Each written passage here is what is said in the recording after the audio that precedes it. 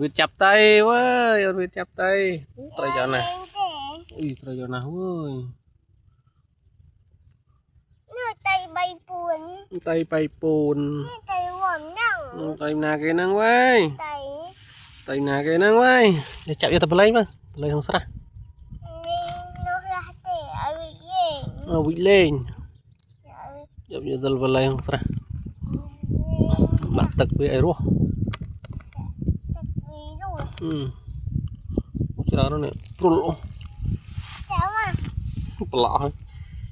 Tay. Ui. Một tay. Nè cái đó nè. Tay cháu à.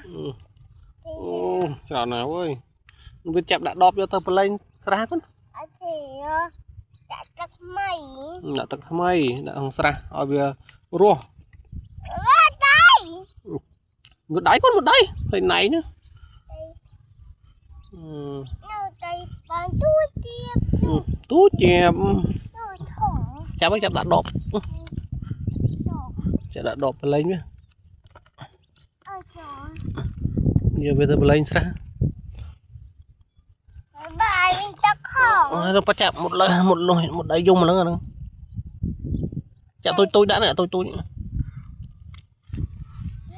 Mới chẳng. Mấy chàng.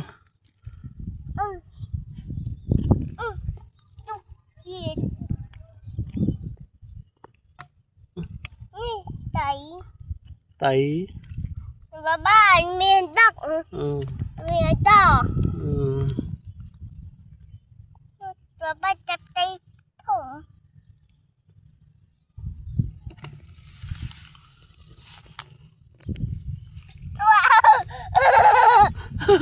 Nè con mà. Tay con này. Con chạp tay tay con. Nhìn tay bên tay. Như tao lấy cho nó. Rồi. Nó mình tắc. Mình tắc. Mình tắc hòn. Mình tắc hòn năng. Lọ hơi con này nữa. Để mình tắc. Tao chạm cái đó con chạm lại chỗ đọp. Như tao lấy. Ngọt quá hay. Rồi ngủ tắc. Giờ bây giờ ngủ tắc.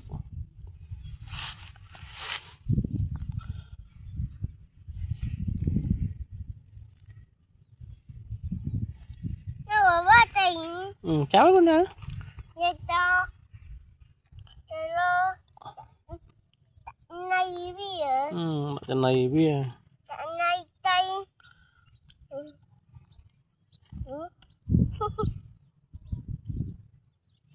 Và chú tay à.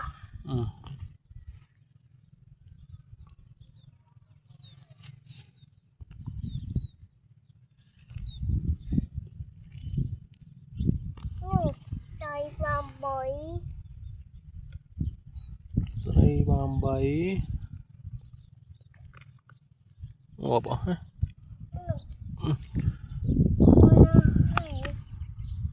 Chặt đã đóp cho tao lấy nhá. Lấy nó vuốt, sao vuốt. Vuốt thần. Ở bên ngọt, ở bên rô thông. Ui. Và tuốt kịp. Tuốt nhẹp. Chú tay à. Chú tay vào ấy. Nhìn tay trâu mà. Tay trâu. Một lốc bậm. Chú. Ui, khay ăn vịt cua nè. Khay ăn vịt cua nè. Chú tay trâu mà. Khay ăn vịt cua nè. Rồi lên nó rộng. Rồi lên nó tỉa.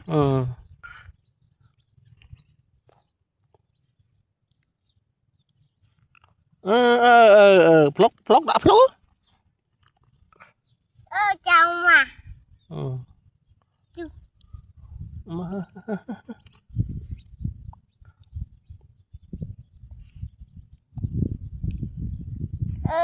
chào mà ui leo vịt học bốn à anh học buồn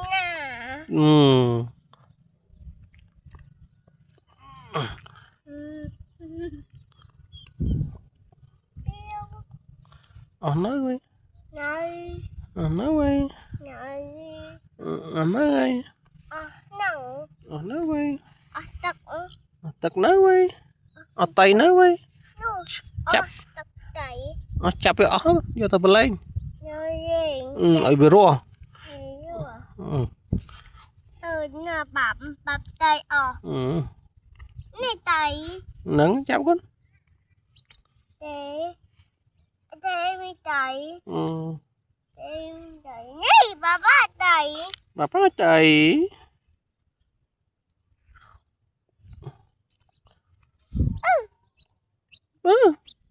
tay tốt nhẹp vừa này còn nhai nhai rồi có lăng đã nụ rồi lăng rút temannya nơi hai nơi tôi nhé ini nơi dah cabai đây bên lên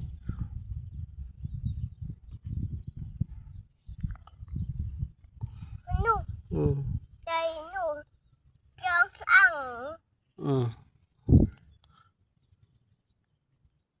đây đây liền nụ tóc yin tay yin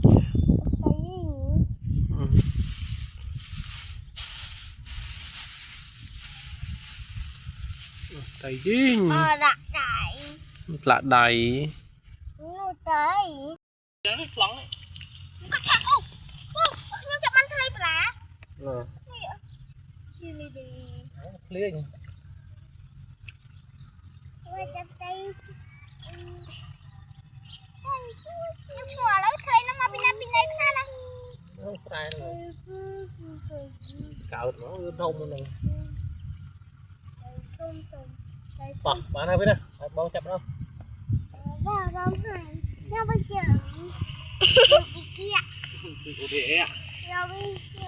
đi tập lợi ăn bờ lê nhé chặt ban mà nhớ lợi con bờ lê nha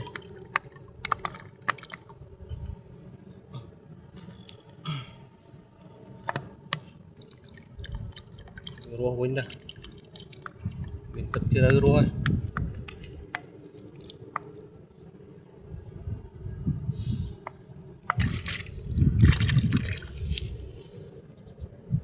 ừ.